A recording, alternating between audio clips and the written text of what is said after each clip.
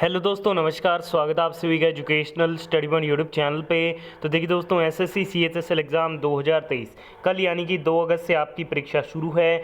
2 अगस्त all shift paper आपके लिए लेके आ चुका हूँ। तो जिन भी दोस्तों का कल एग्ज़ाम है वो सभी साथी इस पूरे वीडियो को ध्यान से एंड तक वॉच जरूर कीजिएगा।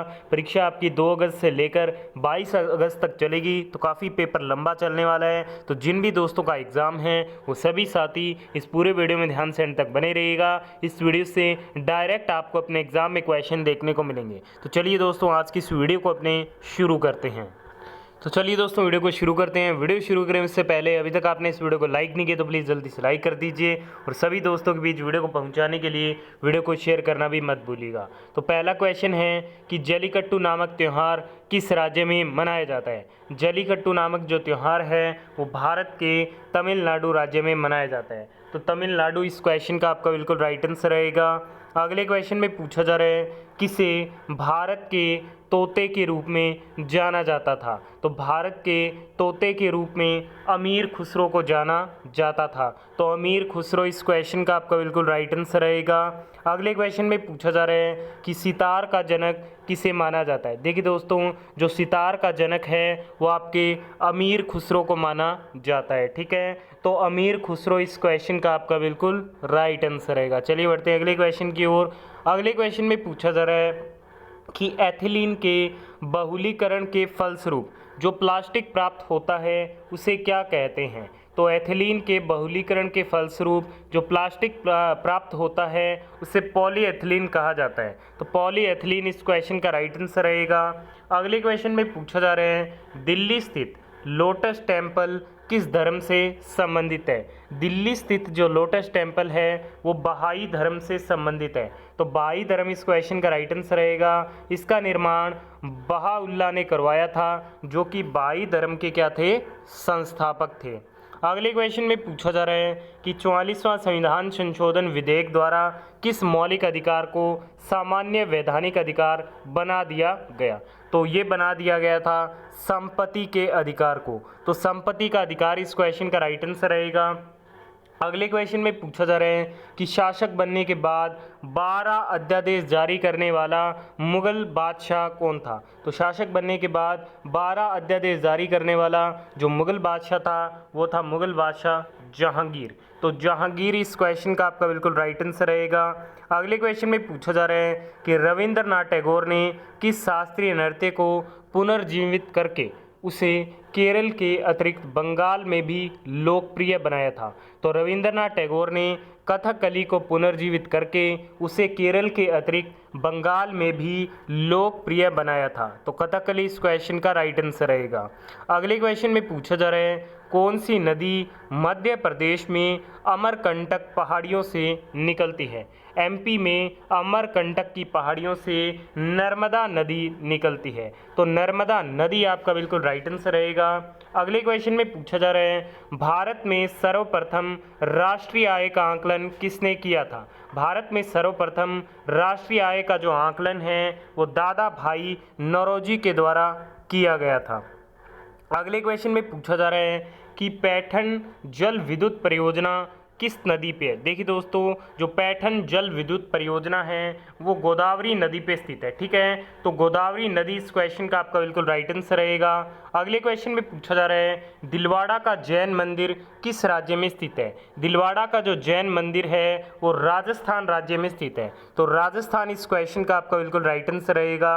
अगले क्वेश्चन में पूछा जा रहा है कि कौन सा ग्रह हरे प्रकाश को उत्सर्जित करता है। हरे प्रकाश को जो उत्सर्जित करता है वो करता है वरुण ग्रह। ठीक है फ्रेंड्स, तो वरुण ग्रह इस क्वेश्चन का आपका बिल्कुल राइट आंसर रहेगा।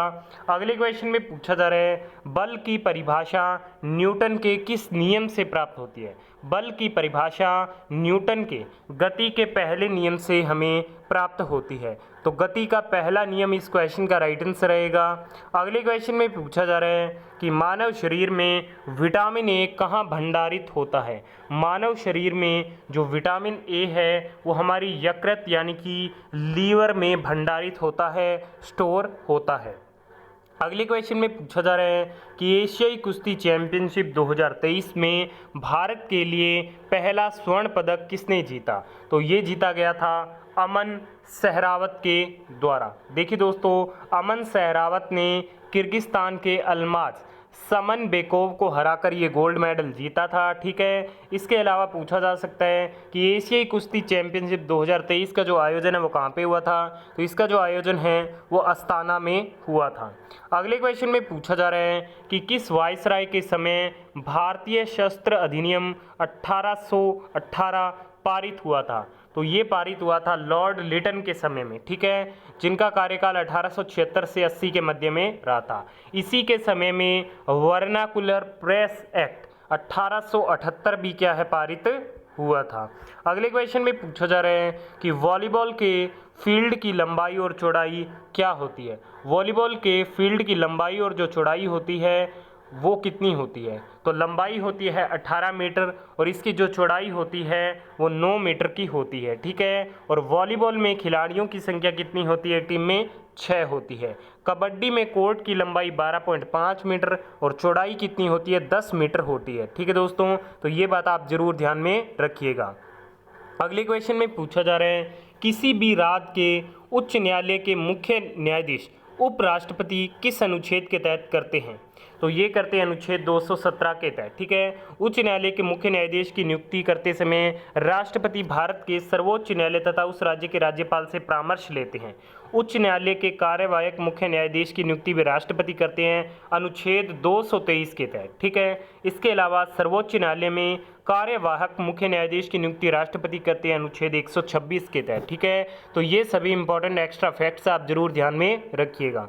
अगले क्वेश्चन में पूछा जा रहा है 2023 में एशियाई खेल किस देश में होगी? तो ये चीन में होगी। ठीक है, 19वीं एशियाई खेल 2022 स्थगित होने के बाद 2023 में चीन में होगी। एशियाई खेल की शुरुआत 1951 नई दिल्ली से हुई थी। एशियाई खेल 2018 का जो आयोजन है वो इंडोनेशिया में कराया गया था और वर्ष 2026 के 23वें कॉमनवेल्थ गेम का आयोजन ऑस्ट्रेलिया के विक्टोरिया में होगा। ठीक है, तो ये बात आपको ध्यान में रखनी है। और वर्ष 2022 के 22वें कॉमनवेल्थ गेम का आयोजन इंग्लैंड के बर्मिंघम में हुआ था। तो ये भी आप जरूर ध्यान में रखिएगा, वेरी इंपॉर्टेंट है। अगला क्वेश्चन है होबज नोई लोक नृत्य किस राज्य से संबंधित है? होबज नोई जो लोक नृत्य है वो असम से संबंधित है। इसके अलावा बगुरम्बा, बिछुआ, कली गोपाल, बिहू, नट पूजा ये भी क्या है, असम से ही संबंधित है। अगला क्वेश्चन है विश्वजीत राय चौधरी किस वाद्य यंत्र से जुड़े हुए हैं? विश्वजीत राय चौधरी सरोद वादक हैं।